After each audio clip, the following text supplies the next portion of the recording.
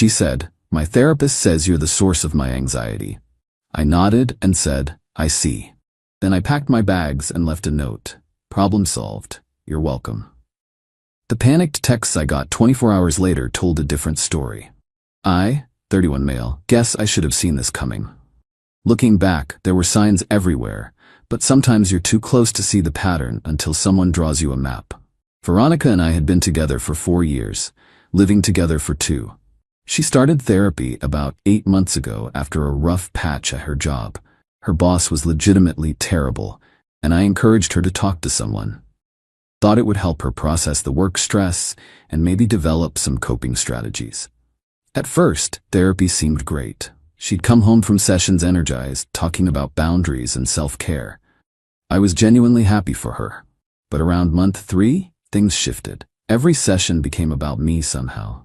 Dr. Whitlock says you exhibit controlling behavior because you asked about my spending.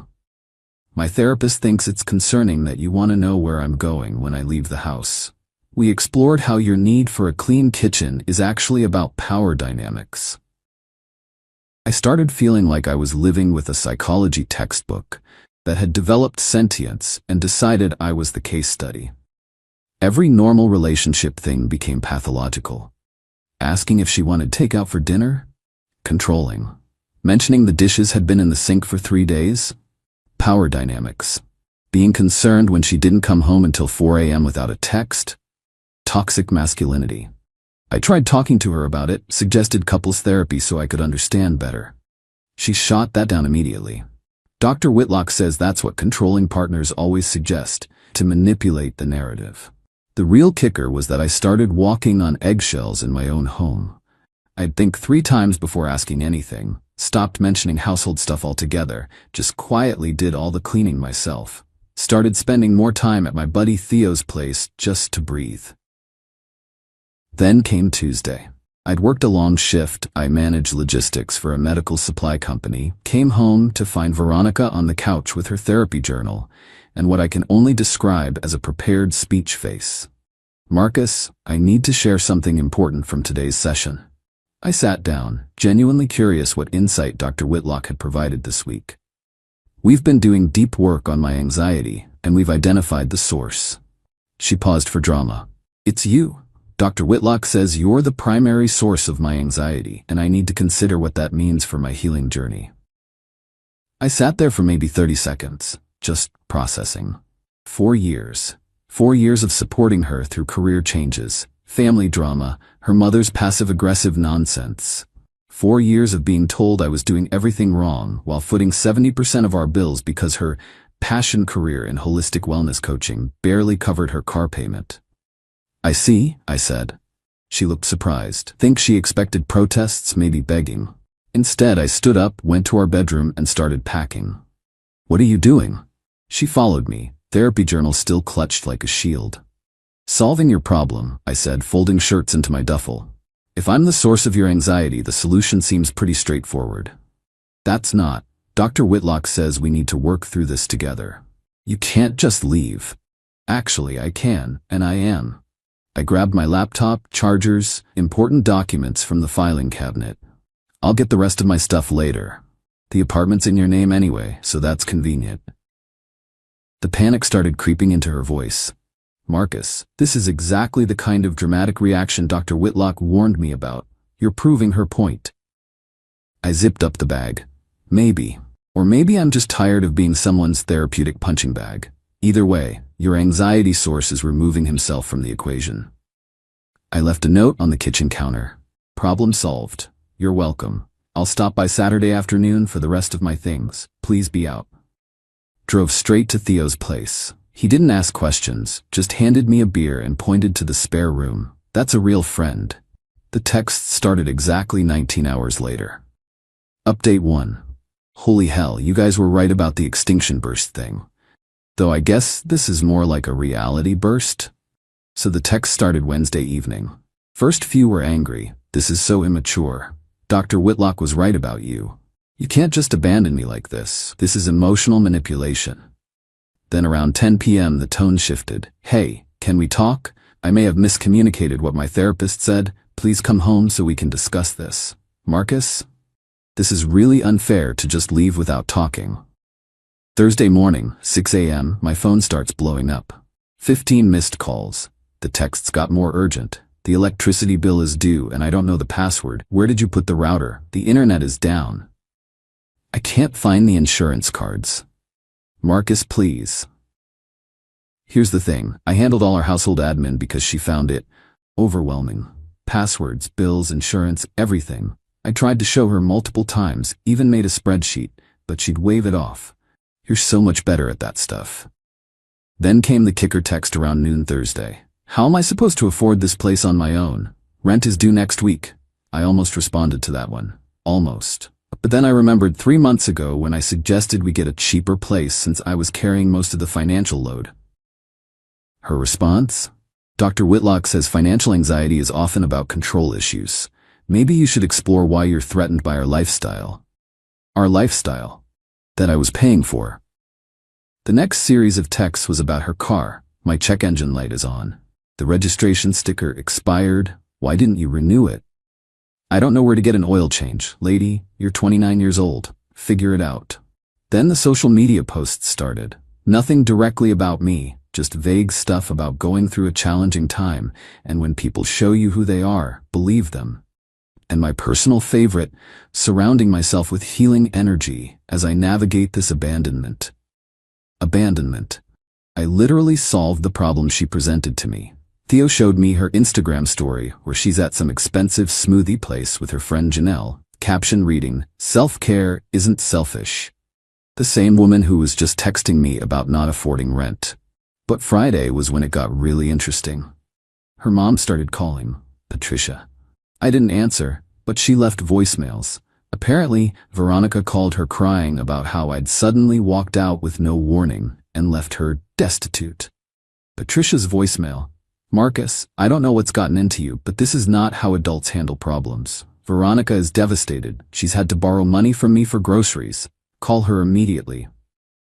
Groceries, right? Veronica had a fully stocked fridge when I left, plus the $400 of emergency cash she always kept in her jewelry box. But sure, she needed mommy's money for groceries 2 days later. Saturday came. I texted her that morning. I'll be there at 2 p.m. for my things. Please be out as agreed. Her response? I'll be here. We need to talk. I showed up with Theo in his truck. Veronica was there, full makeup, wearing the dress I'd told her looked nice on our anniversary. She'd lit candles. Candles. Marcus, please, let's just talk about this. I think there's been a huge misunderstanding. No misunderstanding, I said, starting to pack my books. You were clear. I'm the source of your anxiety. I'm removing myself. This is what you wanted. That's not what I meant, Dr. Whitlock says.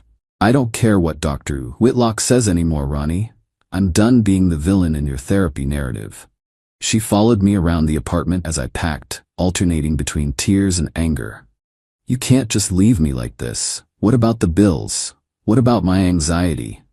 Your anxiety is your responsibility. As for the bills, they're all in your name, your apartment, your bills. But you know I can't afford this place alone. Like, then maybe you should have thought about that before deciding I was the source of all your problems. The mask slipped then. The tears stopped like someone turned off a faucet. You're really going to be this petty? Over one comment? One comment? Ronnie, I've been your therapeutic punching bag for 5 months. Every week, you come home with a new dysfunction. Dr. Whitlock has diagnosed me with. I'm done. This is financial abuse, she screamed. You got me used to a certain lifestyle and now you're yanking it away. Theo snorted from where he was wrapping my gaming console. She whirled on him. This is none of your business. Just here to help move boxes, he said, but I caught his eye roll. As we were leaving with the last load, she grabbed my arm. Please, I'll tell Dr. Whitlock she was wrong. I'll switch therapists, whatever you want. What I want is to not be someone's anxiety source. Mission accomplished. We drove away with her standing in the doorway, no longer crying, just staring with this calculating look I'd never seen before. Or maybe I had and just ignored it. That was 6 hours ago. The texts have already started again, this time with a new angle. Update 2. Well, the extinction burst evolved into what I can only call a reality tornado. After Saturday's move-out, the text shifted to a weird mix of love bombing and threats. I've been thinking about all the good times we had. Remember our trip to the coast? We were so happy. I found your old college sweatshirt. It still smells like you. Then an hour later, my friend is a lawyer. What you're doing is illegal abandonment. I have rights. We were basically common law married. You'll be hearing from my attorney. Fun fact, we don't live in a common law state. Also, her friend who's a lawyer is a paralegal who does real estate closings. But the real entertainment started Monday when I got a call from my boss. Veronica had called my workplace. Let that sink in. She called my workplace.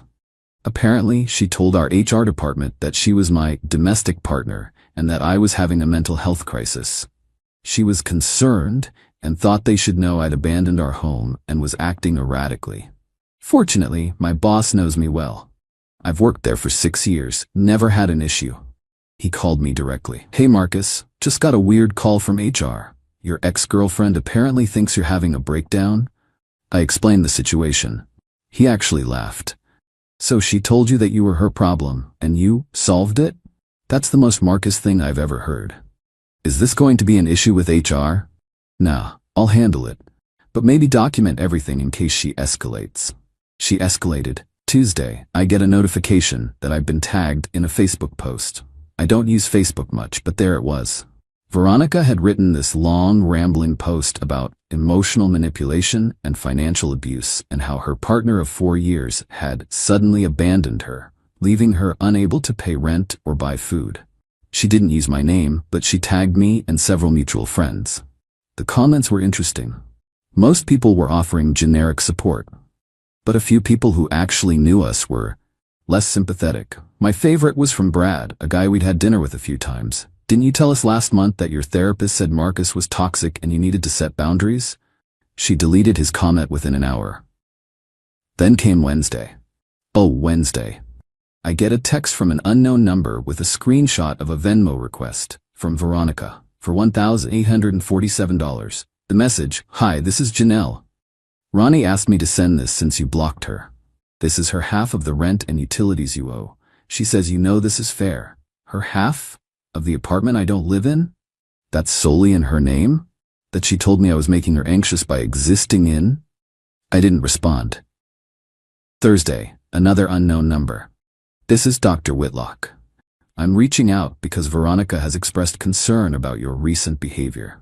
While I can't discuss her treatment, I'd like to encourage you to seek support during this difficult time. Abandoning a partner suddenly can be a sign of deeper issues. I have some colleague referrals if you're interested. Her therapist contacted me. I screenshot everything and sent it to my buddy who actually is a lawyer. His response, "This is wildly unethical. Save everything.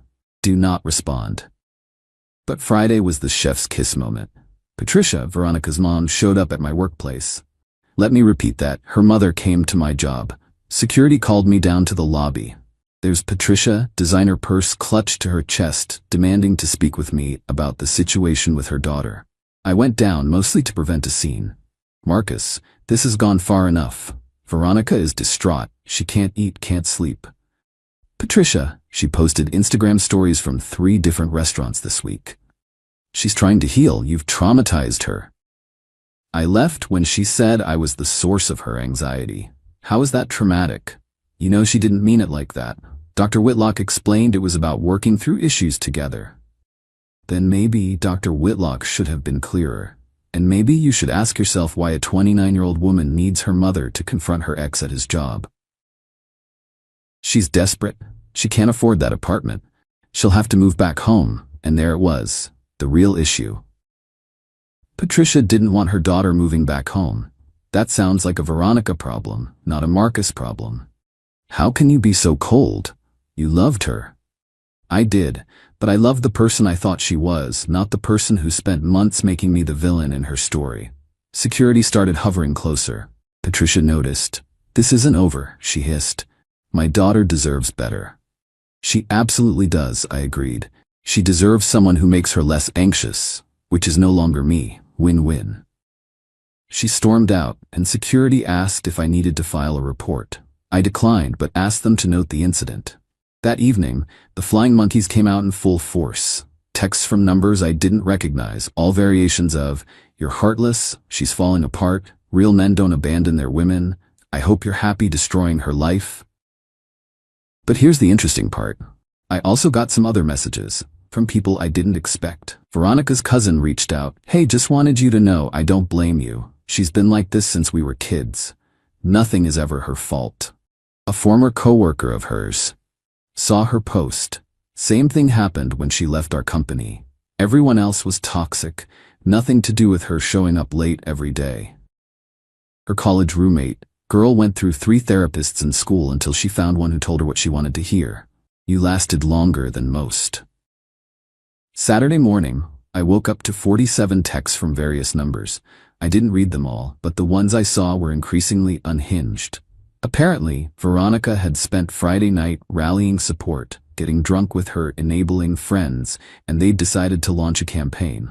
Then, plot twist. Theo's girlfriend works at the same wellness center where Veronica does her coaching. She overheard Veronica on the phone with someone. "No. He has to come back. I can't afford." "No, Mom, I'm not moving home, because it's embarrassing. I'll figure something out. Maybe if I tell him I'm pregnant." What?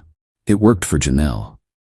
I've never been so grateful for a vasectomy in my life. But the real kicker came Saturday evening. Another unknown number, but this time with a different kind of message. Final update. So the unknown number on Saturday evening? It was Dr. Whitlock's supervisor at the clinic. Turns out that Veronica's therapist contacting me directly was a huge ethical violation. When I didn't respond to her message, Dr. Whitlock apparently panicked and tried to cover her tracks by claiming she was concerned about a potential domestic violence situation. The supervisor was very professional but clearly pissed. "We're investigating a complaint about inappropriate contact. Can you confirm whether Dr. Whitlock reached out to you regarding a current or former patient?" I sent them the screenshot of her text. They thanked me and said they'd be in touch if they needed anything else. Monday, Veronica's texts took a panicked turn. "What did you do?" "Dr. Whitlock is in trouble because of you." "She was just trying to help. You've ruined everything again." Ah, yes. Me screenshotting an unethical text is definitely the problem here, not the therapist who sent it. Then came the email from Patricia. Subject line, "Financial arrangement proposal." She actually itemized what they felt I owed Veronica. 3 months rent to give her time to adjust, $5,700. Emotional distress compensation, $3,000. Therapy costs, since she'd need to find a new therapist, $2,000. Lifestyle adjustment support, $5,000. Grand total, $15,700. The email ended with, "We believe this is more than fair, considering the circumstances. Payment plan can be discussed." I forwarded it to my lawyer friend. His response, "LMAO. Please tell me you're going to frame this." Tuesday brought news from the wellness center. According to Theo's girlfriend, Veronica had been let go from her part-time coaching position. Apparently, calling your ex's workplace and having your mother show up there doesn't reflect well on a wellness professional. The Facebook post had also backfired spectacularly. More people who knew her started sharing their own stories in private messages to me. She did the same thing to Trevor in 2019. Said he was toxic, he left, she tried to destroy his life. I was her friend for years until I set a boundary about lending her money. Suddenly I was triggering her trauma. She owes me $800 from 2021, blocked me when I asked for it back. But the real karma came Thursday. Remember that apartment she couldn't afford?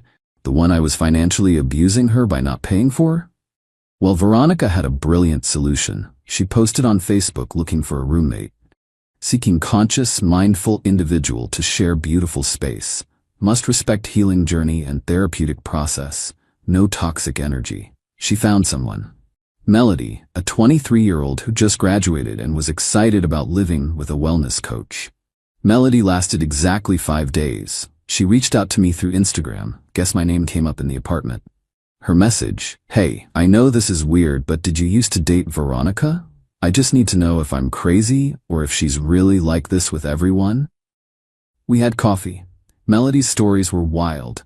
Veronica had a house meeting on day 1 to discuss Melody's energy and how it was affecting her anxiety.